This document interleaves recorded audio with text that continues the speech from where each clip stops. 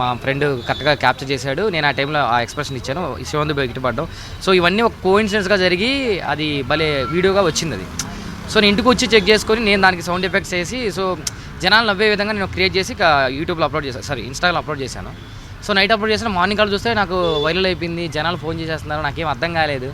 So ఏదైనా మంచిగా కదా బ్రో, కంటెంట్ క్రియేటర్ ఏం కోరుకుంటాడు, తను చేసిన వీడియో వైరల్ అవ్వని కోరుకుంటాడు. అది జరిగింది కాబట్టి నాకు హ్యాపీ అనిపించింది. సో అపార్ట్ ఫ్రమ్ ఈ కాంట్రవర్సీ కావచ్చు, ఈ ఇష్యూస్ కావచ్చు, లేదంటే ఈ కామెంట్స్ కావచ్చు, ఇవన్నీ పక్కన పెడితే ఒక్క వీడియో, మీరు కంటెంట్ క్రియేటర్ అని కూడా చెప్తున్నారు, ఒక్క వీడియో 2 daysలో మిమ్మల్ని కంప్లీట్ వైరల్ చేసింది కదా, ఎట్లా అనిపిస్తుంది?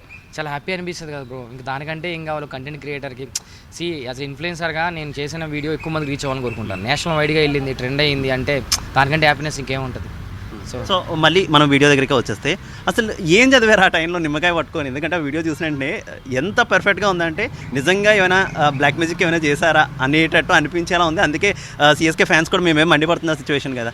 ఎట్లా ఏం చదివారు అసలు ఆ టైంలో మీరు? బ్రో నాకు మంత్రాలు ఏం రావు బ్రో. స్ట్రాటజీ టైం కూడా అని నేను అంతే.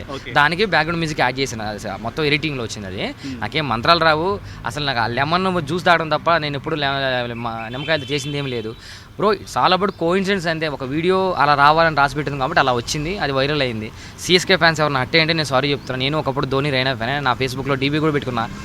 ఎస్ఆర్హెచ్ సపోర్టర్ ఉన్నప్పుడు నేనేం కోరుకుంటా, ఎస్ఆర్హెచ్ గెలవాలని కోరుకుంటా. సో ఆ విధంగా ఒక్కొక్క టీం సపోర్ట్ చేస్తారు. సిఎస్కే సపోర్ట్ చేసేవాళ్ళు సిఎస్కే ఉంటారు, ఎస్ఆర్హెచ్ సపోర్ట్ చేసేవాళ్ళు ఎస్ఆర్హెచ్ ఉంటారు. నేను ఏ టీంని కామెంట్ చేయలేదు, ఏ టీంని హ్యూమిలేట్ చేయలేదు, ఏ టీంని తక్కువ చేయలేదు. సో నేను కంటెంట్ క్రియేట్ చేశాను, అది వైరల్ అయింది అంతే. ఎవరిని హట్ చేయడానికి నేను ఆ వీడియో చేయలేదు. అంటే ఈ వీడియో ఎప్పుడైతే సర్క్యులేట్ అయిన తర్వాత సెక్యూరిటీ మీద చాలా క్వశ్చన్స్ రైజ్ అయినటువంటి సిచ్యువేషన్. ఎందుకంటే బేసిక్గా మనం క్రికెట్ మ్యాచ్కి వెళ్తామంటే స్టేడియంకి ఏమీ అలౌ చేయరు, ఒక్క మొబైల్ మాత్రమే అలౌ చేస్తారు. ఈవెన్ వ్యాలెట్స్ కూడా అలౌ చేయలేదు అనేటటువంటి ఇష్యూ అయింది. ఎట్లా లెమన్ తీసుకెళ్లారని చాలామంది సిఎస్కే ఫ్యాన్స్ మీ మీద మండిపడుతున్నారు. సెక్యూరిటీని క్వశ్చన్ చేస్తున్న పరిస్థితి కదా. నిజంగా అంత సెక్యూరిటీ వీక్ ఉంది అక్కడ? సెక్యూరిటీ చాలా ఉంది అన్న. నన్ను నలుగురు ఆపారు. నా సిచ్యువేషన్ అప్పటికి బాగలేదు, నాకు ఆల్మోస్ట్ నా హెల్త్ ఇష్యూ కనబడుతుంది వాళ్ళకి. సో హ్యుమానిటీని పెట్టుకొని నన్ను లోపల పంపించారు అంతే. వాళ్ళు చాలా బాగా చేస్తున్నారు.